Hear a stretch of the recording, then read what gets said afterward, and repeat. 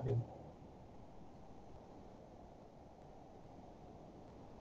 আজকে হচ্ছে ল্যাব ক্লাসটা আসলে একটা থিওরি ক্লাসের মতো করে হবে, এই জন্য তোমাদের সবার একটা পার্টিসিপেশন খুবই ইম্পর্টেন্ট। এবং ক্লাসরুমে অলরেডি তোমরা দেখছো পোস্ট করে দিচ্ছি আমি আজকে কি হবে ক্লাস। এখন এটা নিয়ে আমরা স্টাডি করব।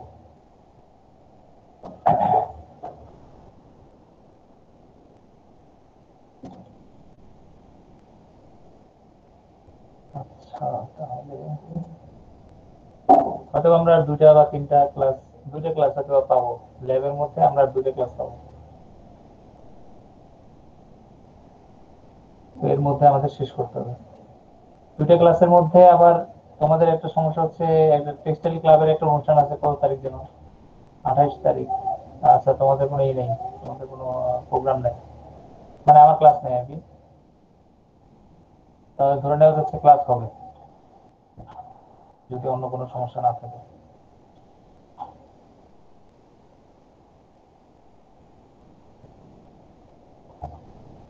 ল্যাব ক্লাস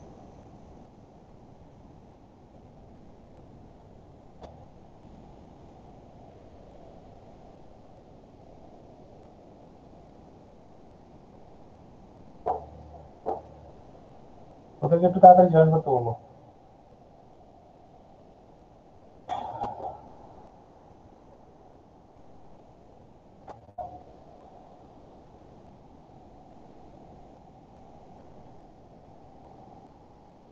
ভাষায় ক্লাস নেওয়া খুবই সহজ, ভার্সিটিতে এখন অনলাইনে ক্লাস নেওয়াটা খুব কঠিন, একসাথে দুই দিকে থাকা যায় না,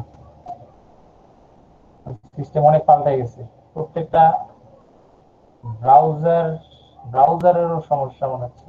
ব্রাউজার এক জায়গা থেকে লগ ইন করলে আরেক জায়গায় যায় লগ ইন করে না, খালি কোয়েশ্চেন আনসার, এত কোয়েশ্চেন অ্যান্সার দিতে দিতে শেষ।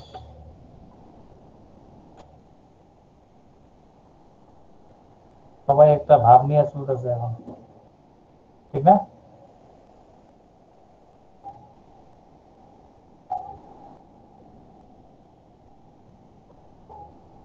চাহিদা বেড়ে গেলে স্যার ডিমান্ডও বেড়ে যায়। না, যেমন ফেসবুকে আমি এখানে লগ ইন করতে আমার জন্য সহজ, ঠিক না? ভার্সিটিতে গিয়ে লগ ইন করতে গেছি, ও আমার কোয়েশ্চেন করতেছে আপনার কমেন্ট কোনটা। আরে বেটা, কত কমেন্ট করছি, এখন আমার কমেন্ট কোনটা এটা আমি কেমনে খুঁজে পাবো? 20টা কমেন্ট দেখাইছে, ঠিক আছে, 20টা কমেন্ট থেকে এখন বলতেছে 4টা কমেন্ট বের করেন যেটা আপনি করছেন। তা আমি 4টা বের করে দিলাম, এখন বলে যে না ম্যাচ করে নাই। আমি বলি আরে বাবা, ম্যাচ করে নাই তো এখন আর কি করতাম আমি? ঠিক আছে, এই তো ঝামেলা লাগাই দিল। আমারই কমেন্ট আমি সিলেক্ট করলে হচ্ছে না, তাইলে আর কি হবে? আর আমি তো জানি আমি করছি, আর এটা অন্যের নামে কেমনে যায় এটা, বলো দেখি। তার মানে আমি নকল হয়ে যাচ্ছি, ঠিক না? জি স্যার, অনেক সময় এই সমস্যাগুলো ফেস করতে হয়। হ্যাঁ, কেন এটা কেন হচ্ছে? কারণ আমি এই কমেন্টটা করছি, সাথে সাথে হয়তো দেখা যাচ্ছে এটা আরেকজন কপি করে ওর প্রোফাইলেও দিয়ে দিচ্ছে। তাহলে এখন কি হইলো? দুইজনের এই যে দুইজনের এখন সেম ওই যে কমেন্ট না? আপনার আপনার 2 নম্বর বানাই দিচ্ছে, মানে হ্যাঁ, অ্যাপস আমার তো আপনাকে দুই দুই নম্বর নম্বর হয়ে গেছে, বানাই ওরটা দিচ্ছে। এখন 1 নম্বর। এখন লাস্ট লাস্ট কমেন্ট বলতেছে কি, সর্বশেষ কমেন্ট আপনি কোনটা করছেন, বা কোনটা আপনার। সর্বশেষ এই কমেন্টটা তো আমি করছি মনে করো 2 বছর আগে। এখন তুমি সেটা যদি এখন আমাকে দেখায় বলো যে এটা সর্বশেষ, মানে তার মানে কি, কেউ একজন কপি করে এখন অর্থাৎ লেটেস্ট বানায় দিচ্ছে এটাকে, তার মানে আমি পুরনো হয়ে গেছি, ঠিক না? জি স্যার। এই তো শেষ। তাহলে লেটেস্ট যখন বলবে, লেটেস্ট লেটেস্ট বললেই তো পুরোনো জিনিস আউট হয়ে যাচ্ছে। আসলে কি এরকম হওয়ার কথা না, কথা কি না? এটা হওয়ার উচিত ছিল কি, সবার প্রথম বা ওল্ডেস্ট কমেন্ট আপনি করছেন কোনটা, ঠিক আছে? তাহলে ওই কি বলে, এই যে যারা নতুন নতুন করে কপি করতেছে আমারটা, তো তাদেরটা তখন কি হবে না, বাস্তবায়ন হবে না। কিন্তু এখন হয়ে গেছে উল্টা, সবার লেটেস্ট কোনটা তারা মানে ধরতেছে সবচেয়ে লেটেস্ট। লেটেস্টে তো কপি, কমেন্টটা তো আসলে কপি কমেন্ট, এটা আমি না করলেও আরেকজন কপি করে বসে দিচ্ছে। এই জন্য মানে তোমার ফেসবুক যদি নষ্ট হয়ে যায়, তুমি কিন্তু ফেরত পাইতে কষ্ট হয়ে যাবে, অনেক কষ্ট হয়ে যাবে। জি স্যার, ও ভেরিফাই করা খুবই কঠিন স্যার। হ্যাঁ, এখন কিন্তু আস্তে আস্তে এমন একটা অবস্থা নিয়ে যাচ্ছে, এটা খুবই কঠিন একটা পরিস্থিতির মধ্যে দিয়ে আমরা যাচ্ছি। নিজেকে নিজে প্রুভ করতে অনেক প্রবলেম হচ্ছে। এটা এই যে কিছুক্ষণ আগে সাউন্ড বক্স, হ্যাঁ, আমি তোমাদের সাথে ক্লাস নিব এখন, আমাকে কোশ্চেন করতেছে আপনার সাউন্ড বক্স ঠিক নেই। আমি বলি এতদিন ক্লাস নিলাম ঠিক আছে, আর এখন আমার বলতেছে যে আপনার সাউন্ড বক্স ঠিক নেই। আপনি এই করেন, কি বলে, এটা আপডেট করেন। মানে ওই যে কি বলে মাইক্রোসফট অফিস না কি উইন্ডোজ, উইন্ডোজের হেল্প সেন্টার আছে না, হেল্প সেন্টার থেকে আমাকে বলতেছে যে আপনার সাউন্ড বক্স কি কাজ করতেছে না, আপডেট তাহলে এখন আপডেট চাই। আপডেট চাই। আমি বলি, করো আপডেট, দেখি কেমনে আপডেট করো। তাও এরপরে আপডেট করলো, করে এখন বলতেছে আপনি কি কোনো শব্দ শুনতে পাচ্ছেন? আমি বলি না, আমি কোনো শব্দ শুনতে পাচ্ছি না। ঠিক আছে, তাহলে কি আপডেট করলা তুমি? এরপরে এরপরে বলতেছে আচ্ছা ঠিক আছে আমরা আরেকবার ট্রাই করি। বলে করো, সমস্যা কি, আমার সাউন্ড বক্স চলে না, এখন তুমি ট্রাই করো। কারণ এটা তো গতকালকে পর্যন্ত সাউন্ড বক্স ঠিক ছিল, এখন কেন সাউন্ড বক্স নাই? ঠিক আছে, তো এটা হচ্ছে তাদের প্রবলেম, তারা আইডেন্টিফাই করতে গিয়ে ঝামেলা করে ফেলে। তো আলটিমেটলি আমি আমাকে চিনতে পারতেছি না যে আমি কোনটা। তোমরা একবার শুনে কতগুলো মুভি বের হয়েছে, তোমরা দেখছি না যে রোবট বের হচ্ছে এবং কপি, একজনের আরেকজনের কপি, কপি রোবট, ঠিক না? জি স্যার, আসে তো। হ্যাঁ, তার মানে তুমি যা জানো এই রোবটটাও তাই জানে। এবং কিভাবে জানে? জানে হচ্ছে তোমাকে স্টাডি করে, তোমার কমেন্ট, তোমার এটা, তোমার সেটা, তোমার ছবি, তোমার ফেস, তোমার মুভমেন্ট, এগুলো সব কপি করে, কপি করে হাতে লেখা কপি করলো, এইসব করে করে দেন সেই রোবট হচ্ছে পাওয়ারফুল। এখন তুমি যা করতে পারো ওই রোবটটাও তাই করতে পারে। তাহলে এখানে কি হলো, দুইটা ঝামেলা তৈরি রোবট হলো তো না? মানুষের কপি করলো। জি হ্যাঁ, স্যার, রোবটটা রোবট তো মানুষের মানুষের কপি কপি করবে, করলো। হ্যাঁ। এবং হুম, এই কম্পিউটার ডিভাইস গুলো কি করতেছে, এই আমাকে আইডেন্টিফাই করতে পারতেছে না। আমি যে একজন মানুষ, আমাকে সে আইডেন্টিফাই করতে পারতেছে না, বাট রোবটকে সে বলতেছে রোবট ঠিক আছে। কথাটা বুঝতে পারছি? করছে। এটা হচ্ছে মজার একটা ঘটনা এখন তারা ঘটাচ্ছে। অর্থাৎ আমার ফেসবুক আইডি, আমি কমেন্ট করতেছি, এবং এটা কি হচ্ছে আরেকজন কপি করার কারণে এটা আর এখন আমাকে শো করতেছে না, বরঞ্চ আমি হয়ে গেলাম কি কপি। ওরা ধরে নিচ্ছে যে আমি কপি করছি, আসলে কি ওটা আমি কপি করছি? এটা কি হয়েছে? হইলো না। আপনারটা আপনারটা সে কপি করছে, বা হ্যাঁ, রোবট আমারটা কপি সে কপি করতেছে, বা করছে। কম্পিউটার কপি করতেছে। হ্যাঁ, তাহলে সেটা কপি করতেছে আলটিমেটলি, সে আমাকে ডুপ্লিকেট ধরে নিচ্ছে। তাহলে এটা হচ্ছে সমস্যা, বিশাল সমস্যা। এই সমস্যা দূর করবো কবে আল্লাহ জানে। এখন দেখো, তোমাদের সবাইকে আমি একই জিনিস আঁকতে দিচ্ছি, এই যে পরীক্ষাটা আমরা নিলাম, একই জিনিস আঁকতে দিচ্ছি। এখন বলো দেখি, তোমরা সবাই যদি সঠিক অ্যান্সার দাও তাহলে এটা কি ভুল হওয়ার কোনো চান্স আছে? মানে অন্য কিছু হওয়ার কোনো চান্স না আছে? স্যার, সেম না হবে। স্যার, সবাই তো তাহলে একই সেম, জিনিস আঁকবে। হ্যাঁ, সবাই তো একই জিনিস আসবে এবং একই জিনিস যদি আঁকে। এখন তোমাকে যদি আমি কোয়েশ্চেন করি হুইচ ইউরস, তোমার কোনটা, এটা কিভাবে বের করবা? তবে আমার লেখা দেখতে হবে, না হলে আমি যেভাবে করছি সেইটা। হ্যাঁ, এখন তোমার নাম দেখতে হবে, তোমার আইডি দেখতে হবে, তোমার হাতের লেখা দেখতে হবে, তুমি কোন কলম দিয়ে লিখছো, এবং তোমার কোনো মার্কিং আছে কিনা, মার্কিং বলতে তোমার কোনো সাইন টাইন আছে কিনা, ঠিক না? স্যার, এগুলো ছাড়া তুমি হচ্ছে নকল। তাহলে নকল মানুষের সাথে মানে পারাটা খুব কঠিন। এই জন্য কপি করবা না আর কি, কপি না করে যতক্ষণ চেষ্টা করবা ততক্ষণ হচ্ছে নিজের কাছে ধরে রাখবা, যতক্ষণ দেয়া না যায়।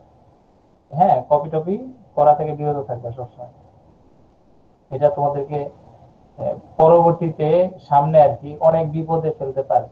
যেমন একবার এক স্টুডেন্ট আমাদের কাছে আসছিল যে স্যার, ও তো দেখা দেখা লিখছে, তো দেখা দেখা লেখা ও আমার থেকে বেশি নাম্বার কিভাবে পাইলো, আপনি খাতা কাটছেন কেমনে? বুঝতে পারছো? স্যার। হ্যাঁ, তোমাদের মতো স্টুডেন্ট আইসা আমাকে জিজ্ঞাসা করতেছে স্যার আপনি খাতা কাটছেন কিভাবে, যে ও তো আমার থেকে বেশি নাম্বার পাইছে। আমি বলছি কি জানো, কি হইতে পারে? তোমার উত্তরটা কি হইতে পারে বলো তো? অ্যাজ এ টিচার হিসেবে তোমার উত্তরটা কি হবে?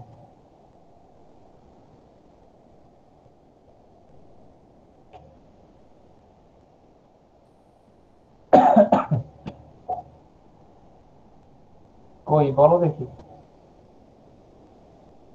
কি হইতে পারে তোমার উত্তরটা? স্যার আমার উত্তর হইতে পারে স্যার যে মানে যার খাতাটা আগে দেখবেন সেটা সঠিক, বা এলাকা মানে ওর ওনার ওনার মার্ক মার্ক দেখতে হবে যে অন্য সাবজেক্টে, বা ওনার যদি আপনি অন্য কোনো ক্লাস নিয়ে থাকেন তাহলে সেটা দেখতে হবে যে তার কেমন এলাকা না লেখা না, আছে বা। অন্যের খাতা তুমি কিভাবে দেখবা? অন্য মার্কের খাতা, অন্য ক্লাসের খাতা তুমি কিভাবে দেখবা? এটা কি তোমার যুক্তির মধ্যে খাটে? খাটে না তো। একজন ছেলে ম্যাথে ভালো কিন্তু কেমিস্ট্রিতে ভালো নাও হতে পারে। এখন তুমি ম্যাথে ভালো দেখে কি কেমিস্ট্রিতে ওকে ভালো নাম্বার দিয়ে দিবা? এটা তো স্যার হয় না। তা তো হবে না আবার স্যার। আবার ম্যাথে খারাপ করছে, এখন সে ম্যাথে খারাপ করছে বাট কেমিস্ট্রিতে তো সে ভালো, তাহলে তাকে তুমি কি কেমিস্ট্রি ম্যাথেরটা দেখা কেমিস্ট্রিতে কম নাম্বার দিবা?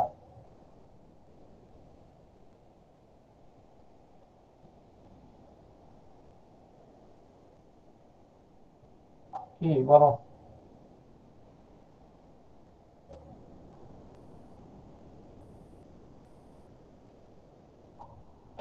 কি চুপ হয়ে গেলে কেন? চিন্তা করো, চিন্তা করে উত্তর দাও।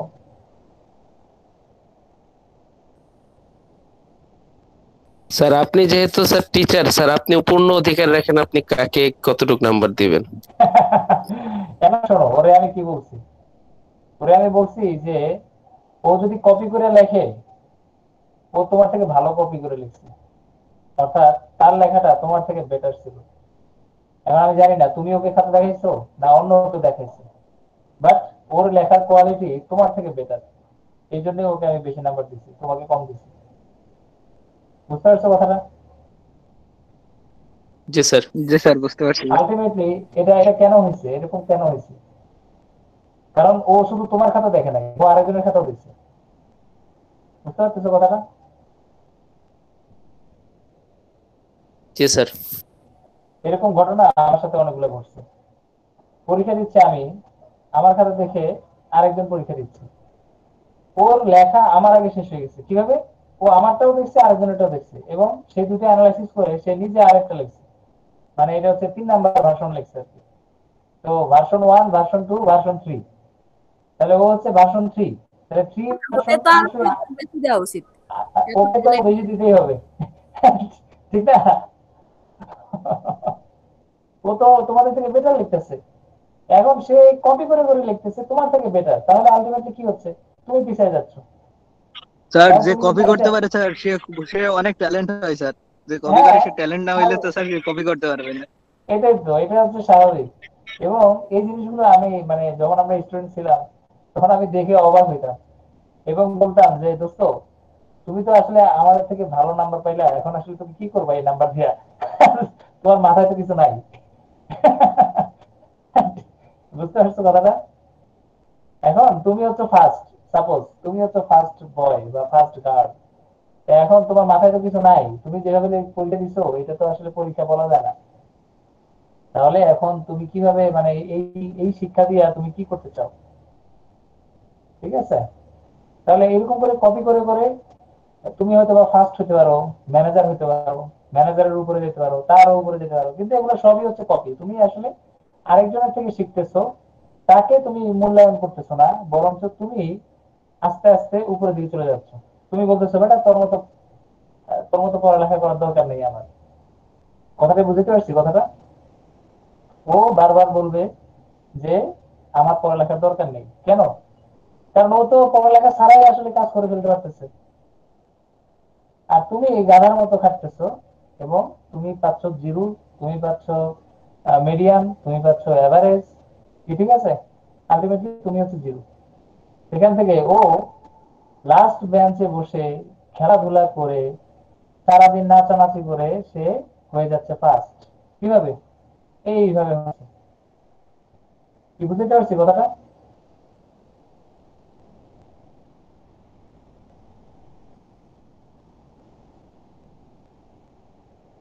তুমি পড়ো নাই একটা নাও, একটা জিনিসও তুমি পড়ালেখা করো নাই, তুমি সারাদিন এগুলা করছো এবং শেষে এসে তুমি হচ্ছে ফার্স্ট। কি এরকম কি ঘটনা ঘটে না ঘটে না?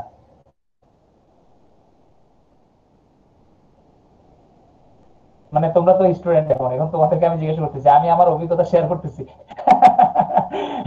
ঠিক আছে, তোমরা মন জি খারাপ স্যার, করবে না অনেক কি? ঘটে তো। এটা হচ্ছে আমার কথা। আমি যেভাবে আমি যেভাবে আসলে দেখছি, আমি তো আর এক কলেজে পড়ি নাই, আমি আসলে অনেক জায়গায় পড়ছি, পড়াশোনা করছি অনেক জায়গায়। নার্সারি আমার ছিল হচ্ছে মিরপুরে, nursery school, nursery class nursery. তখন আমি ছিলাম কেজি স্কুলে ভর্তি হয়েছি তখন আমার চট্টগ্রামে। হ্যাঁ, কেজি স্কুলে তখন আমার রোল ছিল আহ 1 2 3 এর মধ্যেই মনে হয়। হ্যাঁ, এরপরে ওখান থেকে আমি জয়েন করছিলাম হচ্ছে তোমার কেজি স্কুল তো গেল, তারপরে হচ্ছে কাটাখালী স্কুল হালিশহর। হালি শহরে যখন আমি ভর্তি হই তখন ক্লাস 1 থেকে ক্লাস 5 পর্যন্ত ওই যে কাটাখালী হাই স্কুল, এটা বলা হচ্ছে কাটাখালী হাই স্কুল, বন্দর চট্টগ্রামের ওই পাশে আর কি, চট্টগ্রামের দিকে ওই নেভি কলোনি 1 আর নেভি কলোনি 2 এর মাঝখানে আর কি এটা পড়ে। হ্যাঁ, বাচ্চাদের জন্য। এখন স্কুলটা অনেক চেঞ্জ হয়ে গেছে। ওখানে আমি এক ক্লাস 1 থেকে ক্লাস তোমার 5 পর্যন্ত পড়ছি। এরপরে আমি জয়েন করছিলাম কোথায় বলি, এরপরে আমি হালিশহর, যে দক্ষিণ হালিশহর উত্তর হালিশহর আছে না? দক্ষিণ না, উত্তর হালিশহর যেটা, সেখানে আমি মনে করো ওখানে যে হালিশহর স্কুল অ্যান্ড কলেজ এরকম একটা মনে হয় নাম ছিল, ওইটাতে আমি পড়ছি তখন তোমার ক্লাস 6 থেকে 7 পর্যন্ত। এরপরে ব্যবসা স্কুল অ্যান্ড কলেজ, ব্যবসা স্কুল অ্যান্ড কলেজ তোমরা চিনছো? চট্টগ্রামে যারা চট্টগ্রামে থাকো আর কি তারা চিনবা বা গেছো। সি বিচে গেলে মাঝখানে দেখবা নেভি কলোনি 1 নেভি কলোনি 2 এগুলা পরে। জি স্যার, আমি গেছি স্যার। হ্যাঁ, তো এই জিনিসগুলো আসে। এরপরে তোমার কি বলে, ওখান থেকে পড়ার পরে আমি জয়েন করছিলাম হচ্ছে BN school and college. BN college, sorry school না, বিএন কলেজ, তাহলে বিএন কলেজ অর্থাৎ নৌবাহিনী কলেজ যেটা, সেটাতে ভর্তি হয়েছিলাম ইন্টারে। তো ইন্টারে ভর্তি হওয়ার সময় একই জিনিস দেখি যে আমি এত সুন্দর করে অ্যান্সার দেই কিন্তু আমাকে নাম্বার দেয় সবচেয়ে কম। এটার কারণটা কি আমি খুঁজে পাচ্ছিলাম না। যখন আমি ক্লাস 9 10-এও পড়ি, সবার আগে পরীক্ষা আমি দিয়ে দেই। হ্যাঁ, লেখাটাও আমার শেষ হয়ে যায়, বাট তারপরেও দেখি আমি নাম্বার কম পাচ্ছি। কেন? বায়োলজিতে আমার চিত্র কি হয় নাই? বায়োলজি, কেমিস্ট্রি, ম্যাথ, ফিজিক্স, হ্যাঁ বাংলা, সবগুলোতেই তো আমি সঠিক অ্যান্সার দিচ্ছি, তাহলে আমাকে কেন নাম্বার কম দেয়া হচ্ছে? এটা আমি যখন দেখতেছি তখনই আমি বুঝতে পারি না যে কেন এটা কেন হয়, 3 হই কেন আমি, বারবার কেন 3 হই, বারবার কেন 4 হই, 5 হই। ওদের থেকে তো বেটার পরীক্ষা দিলাম, ওরা যে পরীক্ষা দিচ্ছে তার থেকে ভালো পরীক্ষা আমি দিচ্ছি, তো ওরা কিভাবে ফার্স্ট হয়ে যাচ্ছে? হ্যাঁ, এগুলো হচ্ছে খুবই আশ্চর্যজনক ঘটনাগুলো ঘটতেছে আমার সাথে, যে পড়াশোনা করতেছে আমি কষ্ট করে, ফার্স্ট হইতেছে ওরা, এটা কেমনে সম্ভব? ঠিক আছে, সারাদিন ক্লাসের মধ্যে ওরা করে এটা, ওরা করে ওইটা। আমি বলি যে এত কাজ করে তো বাবা তুমি তো পড়ালেখা করার কথা না, হিসাবে তো তোমার পড়ালেখা করার কথা না, কারণ তোমার থেকে বেশি পরিশ্রম আমি করতেছি। আমি জানি আমার সময় কত, কয় ঘন্টা, 24 ঘন্টা, হাইয়েস্ট 24 ঘন্টা। আর 24 ঘন্টার মধ্যে আমি কতক্ষণ পড়ালেখা করি? হ্যাঁ, বুঝতে পারছো? আমি স্কুলে থাকি যদি 6 ঘন্টা, বাসায় 1 ঘন্টা যদি রেস্ট করে আবার শুরু করি 6 ঘন্টা, তাহলে তো 12 ঘন্টা আমি পড়লামই। আর তুমি কি করলা? স্কুলে পড়লা না, বাইরে দেখলাম যে ক্রিকেট খেলতেছো, ব্যাডমিন্টন খেলতেছো। হ্যাঁ, আবার ফার্স্ট হওয়ার সময় তুমি ফার্স্ট, কিভাবে? এখন এগুলো যখন খুঁজি তখন আমরা অনেকগুলো জিনিস আমরা আইডেন্টিফাই করতে পারি। একটা হচ্ছে কি, যে ওর নোট গুলা সব রেডি। হ্যাঁ, সে আসলে, আমরা যে পরিশ্রম করতেছি, আমরা যে গরুর মতো খাটতেছি, এটা হচ্ছে বোকামি আর কি। আমার আমার যেমন নিজে নোট করা লাগতেছে, এটা ওর করা লাগতেছে না। ও রেডিমেড কোনো একটা জায়গা থেকে কিছু একটা পাইছে এবং সেটা দিয়ে সে আগে থেকে প্রিপেয়ার্ড পরীক্ষার জন্য। কোন কোয়েশ্চেন আসবে, ইভেন কোন কোয়েশ্চেন আসবে সেটাও সে প্রিপেয়ার্ড। সে দাগায় ফেলছে যে এই কোয়েশ্চেনটা আগে আসে নাই, এবার আসে নাই, ওইবার আসে নাই, তাহলে এইবার আসবে। কি কথা বুঝতে পারছি?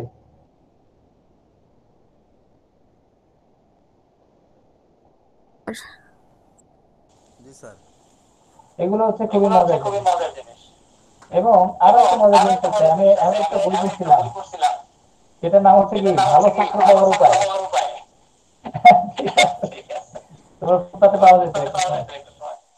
আহ, আমি জানি না এখন তোমরা ফুটপাতে ঘুরো কিনা, এবং এই ধরনের, আচ্ছা আমার কথা ইকো হচ্ছে, আমার স্যার সাউন্ড, আপনার কথা ক্লিয়ার আসছে না স্যার, হ্যাঁ ক্লিয়ার বোঝা যাচ্ছে না স্যার কথা।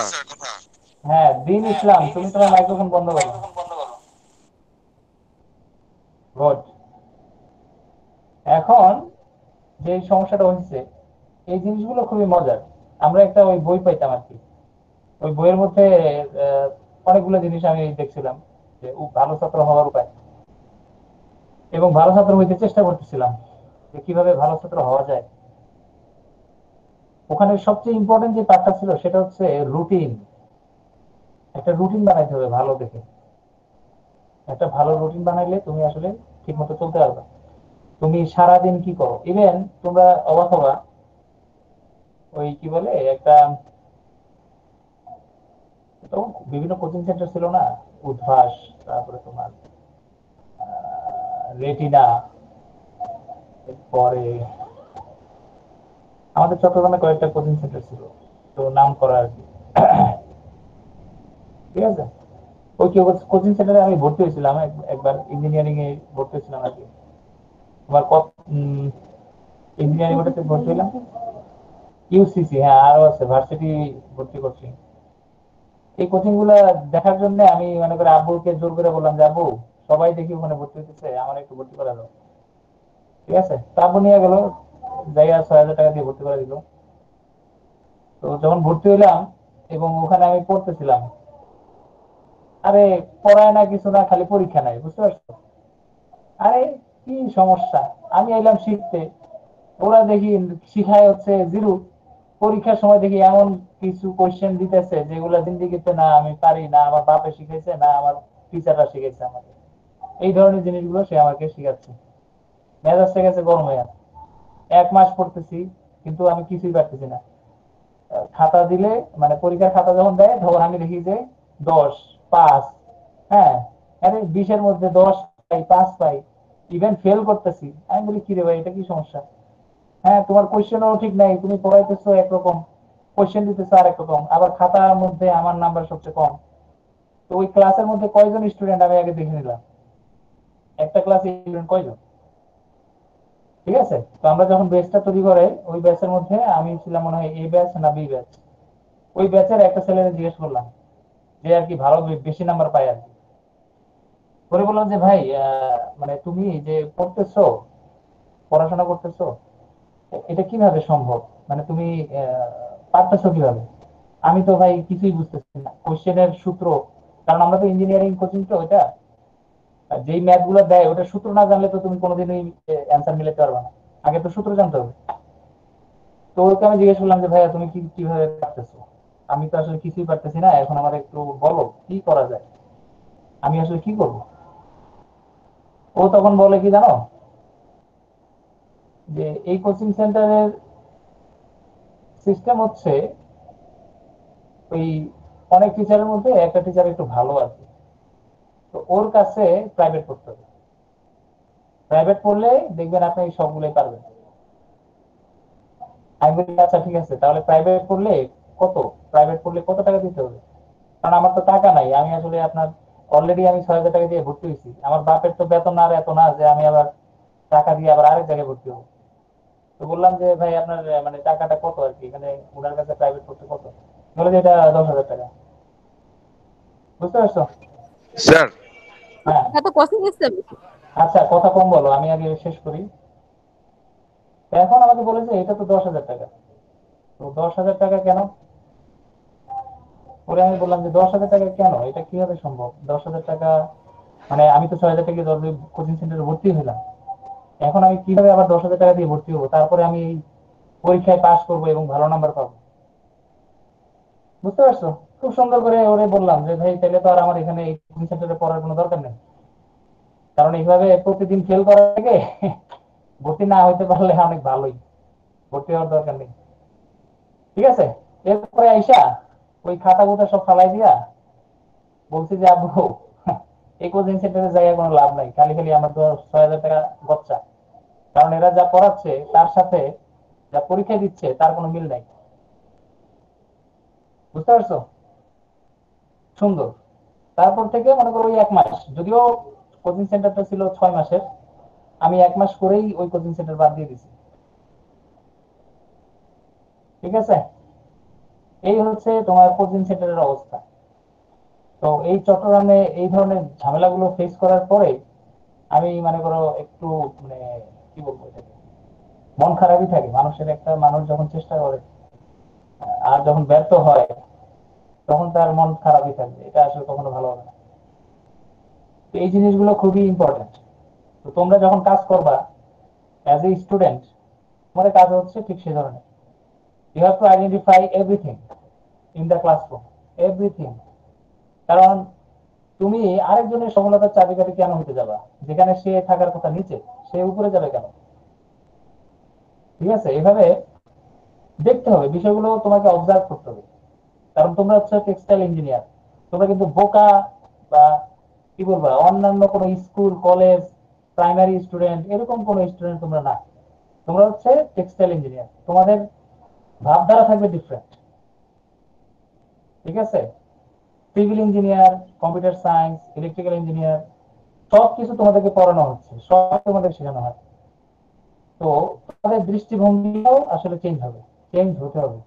যদি এটা না হয় তাহলে আসলে এই পড়ালেখার উদ্দেশ্য যেটা আমরা বলি যে education is the backbone of a nation, এই যে education is the backbone of a nation, এই জিনিসটা থাকবে না। বুঝতে পারছো? হ্যাঁ, স্যার একটা কথা বলবো স্যার। আজমেরি প্রেম, হ্যাঁ বলো। স্যার আপনার কথা স্পষ্টভাবে বোঝা যাচ্ছে না স্যার, মানে কি বলছেন ধরতে পারছি না স্যার। কি বলতেছো কেন? মানে স্যার আপনি এই কথা বলছেন শোনা যাচ্ছে, বাট হচ্ছে স্যার বুঝতে পারছি না কথা। সম্ভবত নেট আচ্ছা, প্রবলেমের কারণে বুঝতে পারছি না স্যার। আমার নেট তো ঠিকই আছে, তোমার কথাও আমি স্পষ্ট শুনতেছি। আর কেউ আছো কি শুনতে পারতেছো না? স্যার আপনার এই রেকর্ডিং এর যে আসতেছে রেকর্ডিং হয়ে ওইটারই সমস্যা ফার্স্ট থেকে স্যার ভাই। হ্যাঁ বুঝতে স্যার পারছি। ঠিক আছে। এতক্ষণ ধরে রেকর্ডিং এর সমস্যা হচ্ছে, বুঝলাম না তো কিছু। আচ্ছা ঠিক আছে, আমরা এই করি, এই টপিকসই বাদ দিয়ে দিই, এগুলো আর শেখার দরকার নেই। তো আগে আমরা একটু তাহলে আমাদের পড়াশোনায় ফিরে আসি। চেয়ার তো স্ক্রিন দেয়াই আছে। এখন দেখো তো এটা দেখা যায় কিনা, প্রেজেন্টেশন দেখা যায়? জি স্যার। জি স্যার। ওকে, এটার প্রথম জিনিস হচ্ছে ওয়েট। আমরা যেহেতু নিটিং ফেব্রিক নিয়ে কাজ করব, আমাদের প্রথম কাজ হচ্ছে weft knitted fabric. Weft knitted fabrics, এটা আসলে কি জিনিস? ওয়েট নিটেড ফেব্রিক, তাহলে তোমরা অলরেডি এফএমটি 1 এ পড়ছো what is weft knitted fabric. এরপরে যেটা পড়া ছিল সেটা হচ্ছে representation, representation of knitted fabric by method of notation. তাহলে 4টা মেথড আছে, একটা ভার্বাল মানে plain fabric, rib fabric, interlock fabric, ওই যে গতদিন আমরা তোমাদেরকে পার্থক্য যেটা পড়তে বলছিলাম সেটা। আর একটা বলা হচ্ছে গ্রাফিক্যাল বা সিম্বলিক। গ্রাফিক্যাল এই যে এরকম সিম্বল দিয়ে বা গ্রাফ দিয়ে বোঝানো হয়, সেটাকে বলা হচ্ছে গ্রাফিক্যাল মেথড। আরেকটা আছে লুপিং, অর্থাৎ অরিজিনালি ইয়ার্ন গুলো কিভাবে মুভমেন্ট করতেছে সেটা দিয়ে যদি তুমি দেখাও, সেটাকে আমরা বলতেছি লুপিং বা স্টিচ ডায়াগ্রাম। আর লাস্ট যে মেথডটা হচ্ছে সেটা হচ্ছে নোটেশন ডায়াগ্রাম। নোটেশন, এটাকে বলা হয় নোটেশন ডায়াগ্রাম। এই 3টা মেথড বা 4টা মেথড দিয়ে এই ফেব্রিক গুলোকে রিপ্রেজেন্টেশন করা হয়, মেথড হিসেবে রিপ্রেজেন্টেশন করা হয়। প্রথম মেথডটা তো আর শেখার কিছু নাই, এটা হচ্ছে নিট টাক মিস প্লেন রিপ পার্ল ইন্টারলক।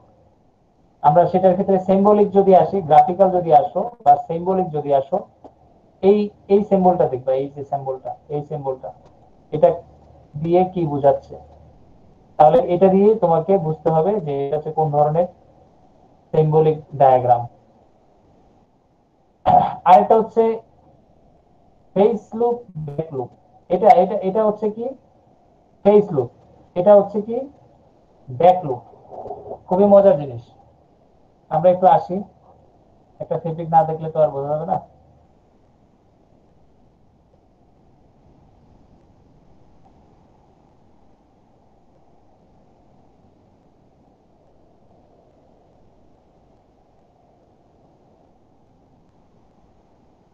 দেখো তো দেখা যায় কিনা।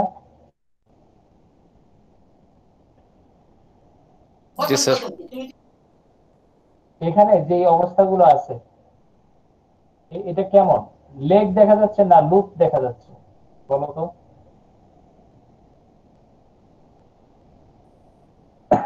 লুপ। লুপ না, এটা হচ্ছে লেগ। লেগ।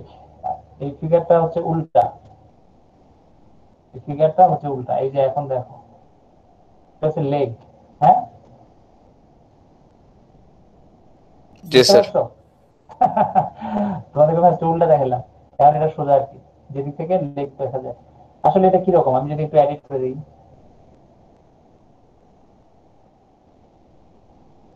এডিট করতে ঝামেলা, এটা দিয়ে করাটা সম্ভব না। Edit with paint, PD edit.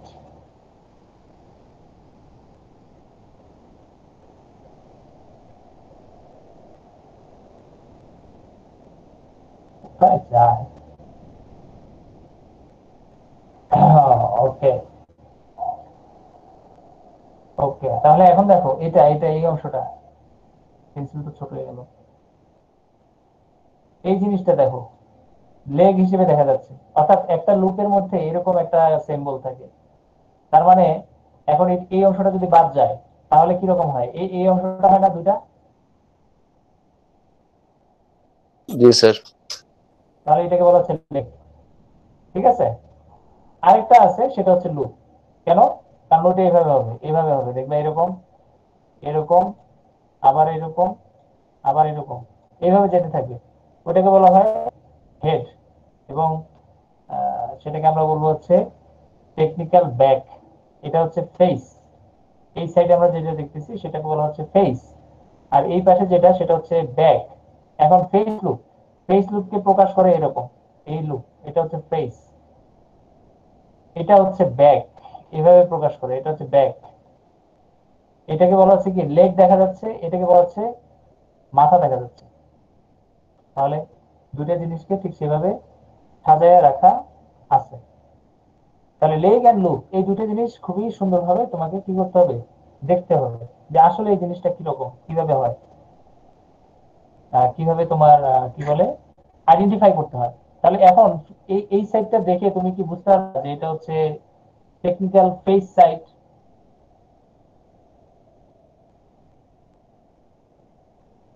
বোঝা যাবে?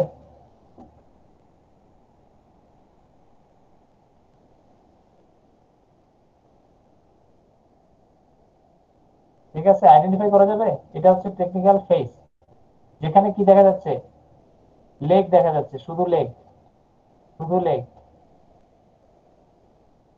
বুঝতে পারছো?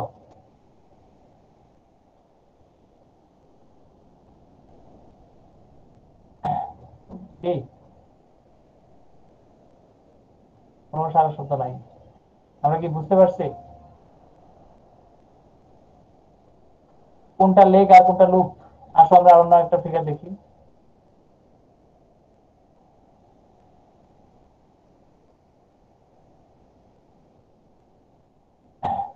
নেটওয়ার্ক চলে গেল না কেন?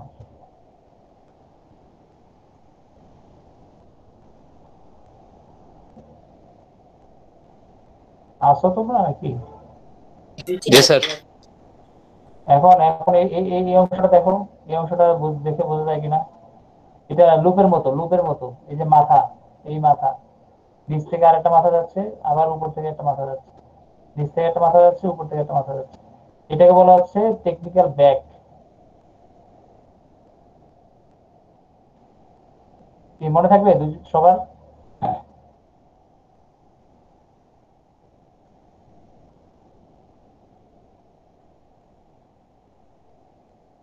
হ্যাঁ, টেকনিক্যাল ব্যাক। Back side. আমরা নর্মালি বলি face side, back side. Technical ওয়ার্ডটা অনেক সময় ইউজ করে, অনেক সময় করে না, but page side back side হিসেবে আমরা বেশি পরিচিত আছি। Page side back side.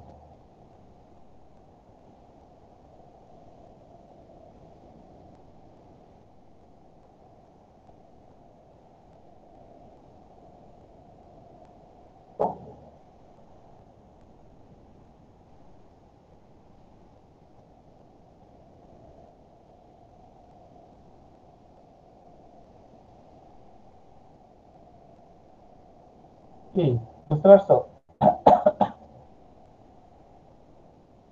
Page side back side, অর্থাৎ এটা ব্যাক সাইড, ওটাকে বলা হচ্ছে পেজ সাইড। তো এখন কি আইডেন্টিফাই করতে পারবা দুইটা সাইড যদি তোমার আসে নিট ফেব্রিকের, অথবা দুইটা ইমেজ তোমাকে দিল যে এটা কোন ফেব্রিক, এটা পেজ সাইড একরকম, ব্যাক সাইড আরেক রকম, কোন ধরনের ফেব্রিক?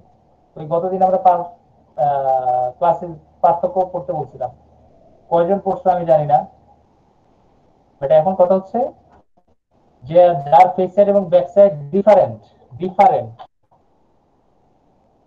ওই গতদিন আমরা তোমাকে দেখাইছিলাম পার্থক্যের মধ্যে।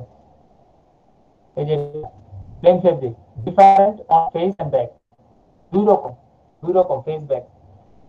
আর এগুলা সবগুলা দেখো সেম সেম সেম, বাকি সবগুলোর হচ্ছে সেম সেম টাইপ।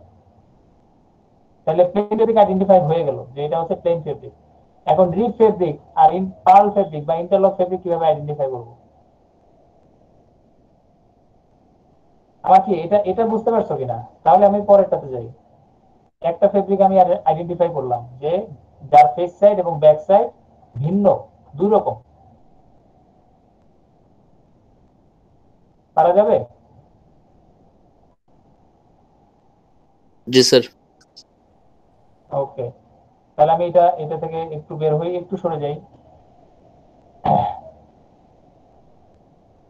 এখন তোমাদেরকে একটা ছোট্ট ভিডিও একটু দেখাই। ভিডিও দেখাবো কিনা, না এটা, এখন আসো এটা আরেকটা। এই অংশটা দেখো তো, এই পাশটা দেখতে কেমন লাগতেছে? মনে হচ্ছে কি আগের মতো, আগের মতো লাগতেছে? দেখো তো।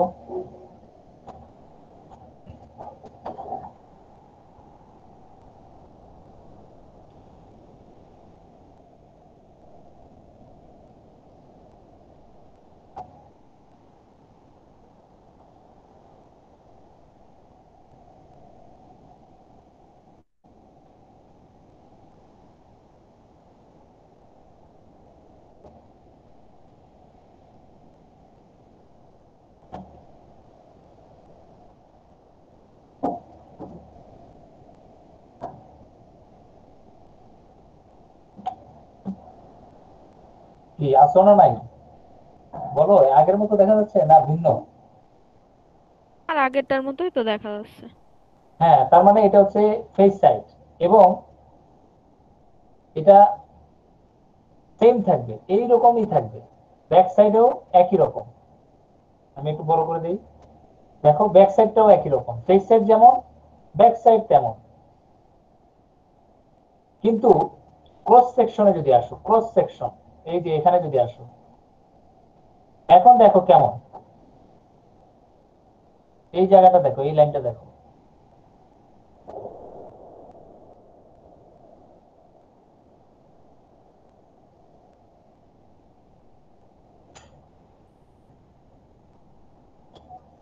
এটা তো ব্যাক সাইডের মতো। হ্যাঁ এটা ব্যাক সাইড না তো, এটা তো ক্রস সেকশন, মাঝখানে, মাঝখান বরাবর, ফেস সাইড ব্যাক সাইড। আর এটা হচ্ছে ক্রস সেকশনে, থিকনেস, থিকনেস সাইড।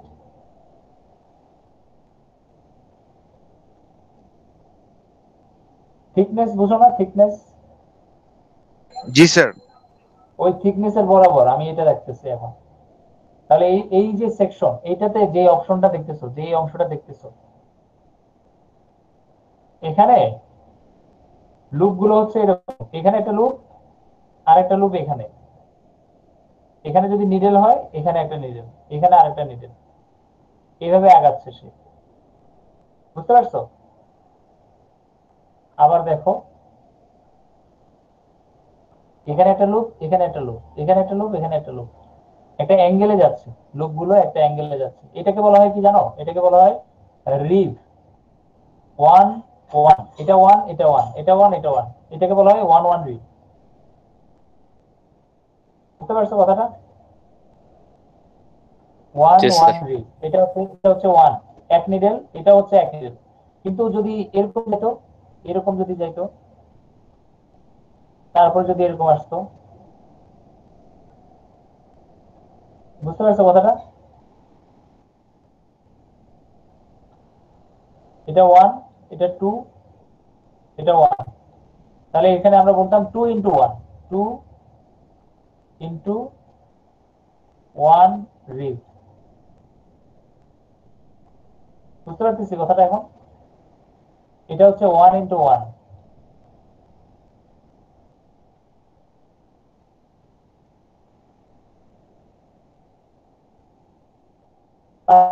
কোনটা ওয়ান ইন্টু ওয়ান, কোনটা টু ইন্টু টু, এবং নিডেলের পজিশনটা দেখো, নিডেলের পজিশন হচ্ছে ভিন্ন রকম, নিডেলের পজিশন ডিফারেন্ট। ওই যে গতদিন আমরা কিন্তু এঁকে দিছিলাম তোমাদেরকে, মনে আছে কিনা? ক্লাসরুমে দিয়ে দিছিলাম আইকা সহ। মানে এটার এটার এটার ডিজাইন হচ্ছে এরকম ছিল, আমি বলে দিছিলাম। এটা ডিজাইন ছিল এরকম। আগের আগের ফিগারটা দেখবা, আগে যে ক্লাসরুমে যেটা শেয়ার দিছিলাম, এটা এটা কপি করো না। পার্ল ফেব্রিকের জন্য আমরা বলছিলাম যে এটা হচ্ছে একটা ফেস লুক থাকবে, আরেকটা থাকবে ব্যাক লুক, মানে এটা কোর্স দুইটা আলাদা আলাদা। আর এটার ক্ষেত্রে বলছিলাম মাঝখানে যাবে, মাঝখানে আরেকটা দুইটা ফিগার দিয়ে যাবে। এটা সুন্দর হবে না এখন আঁকলে? এখন আমার আঁকলে সুন্দর হবে না আর কি। ওই দিনকে আমরা লিখেছিলাম, এগুলো মনে আছে তো না? একটু হলেও তো মনে আছে। তাহলে ফেব্রিকের মধ্যে তার অ্যাপিয়ারেন্সটা ঠিক এভাবে চেঞ্জ হবে, এবং এটা খেয়াল রাখতে হবে যে কোন ফেব্রিকটা নিয়ে তুমি কাজ করতেছো। আচ্ছা, তাহলে ক্রস সেকশনে আমরা দুটো গেল। তাহলে রিভ, রিভ গেছে আর কি। এখন ইন্টারলকটা আমরা একটু দেখে নিই, এক্সপেরিমেন্ট 8। এটারও একই, face side back side same. Face side ওই ওই ফেব্রিকের মতোই, আগের ফেব্রিকের মতোই। হ্যাঁ, সুতরাং এটা দেখার কোনো কিছু নাই। Face side back side same, একই ফেস সাইড, দুই সাইডে ফেস সাইড, কিন্তু ক্রস সেকশনে ডিফারেন্ট। এই যে ক্রস সেকশনে আসো, এখন দেখো এই যে এই দুটা, এটার ক্রস সেকশনটা দেখো, এই বরাবর অপোজিটে, বরাবর অপোজিটে দুইটা দুইটা নিডেল দেখা যাচ্ছে।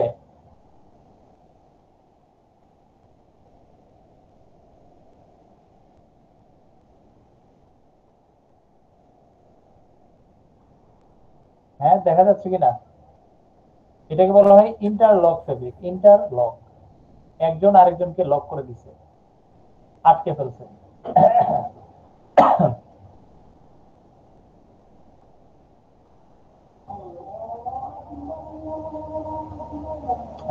আচ্ছা, দিয়ে দিচ্ছে। প্রসেসটা বোঝা গেছে? তোমাকে যদি এখন আমি দুইটা ফেব্রিক দেই, তিনটা ফেব্রিক দেই, একটা হচ্ছে প্লেন, একটা হচ্ছে রিভ, একটা হচ্ছে ইন্টারলক, তুমি কি আইডেন্টিফাই করতে পারবা?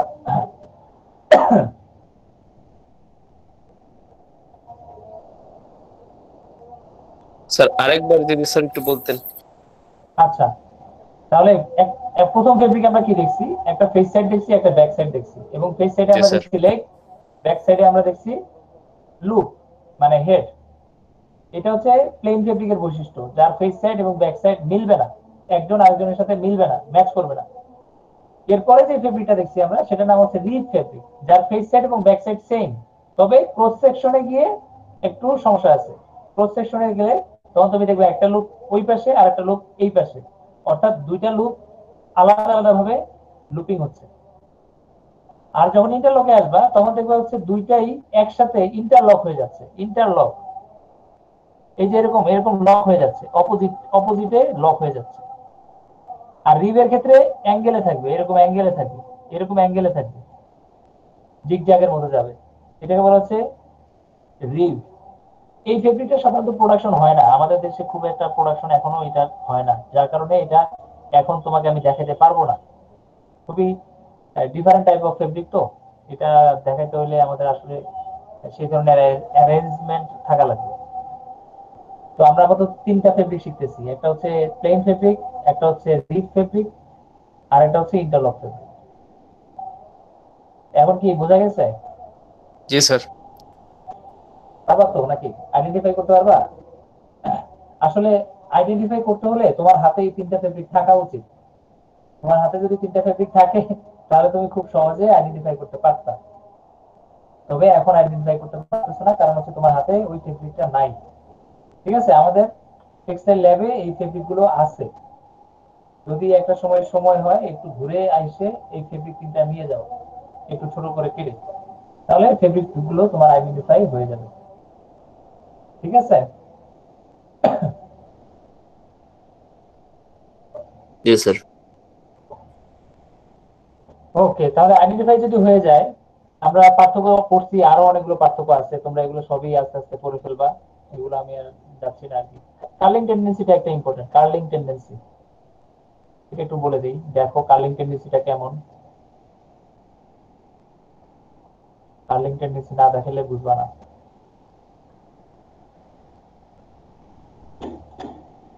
এই যে এটাকে বলা হয় কার্লিং, কার্লিং টেন্ডেন্সি। দেখছো ফেব্রিকটা কখনোই সোজা করা যায় না, এটা টুক করে ফুটে যায়। ঠিক আছে? জি স্যার। হ্যাঁ, এরকম যে ফেব্রিকটা সেটাকে বলা হয় প্লেন ফেব্রিক।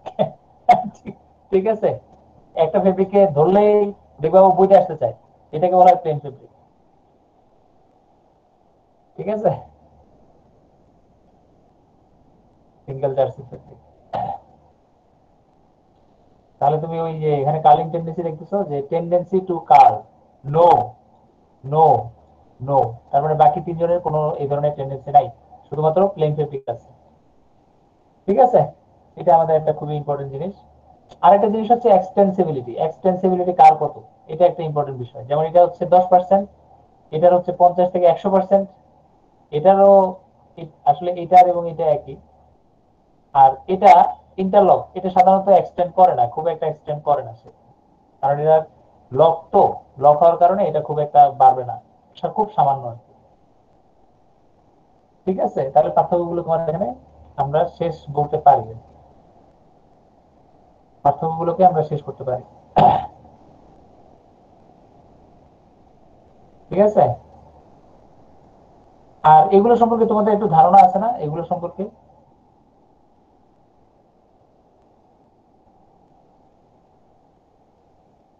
আমাদের লাগবে এটা, আমাদের লাগবে শুধু এটা। এই যে এটা দেখছো, এই যে এরকম যাচ্ছে, প্লেন ফেব্রিকের জন্য এটা প্রোডাকশন হচ্ছে। আর এটা হচ্ছে রিব ফেব্রিক, রিব, এটা হচ্ছে রিব।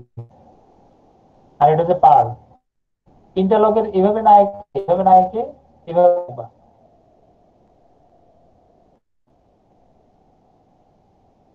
অপোজিট নিয়ে আমি অপোজিট নিয়ে বসবো, পরে একটা করে শুরু করলাম।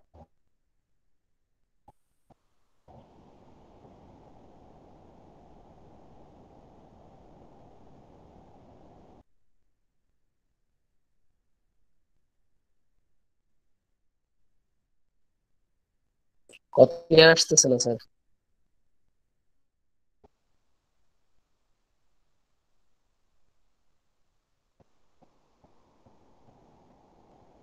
টিং টিং করে করা যাবে এখন। Plain purl interlock, plain rib purl interlock, এই ফেব্রিক গুলো। আচ্ছা, ডিফাইন করা লাগবে, ডিফাইন, ডিফাইন করো এই চারটা ফেব্রিককে।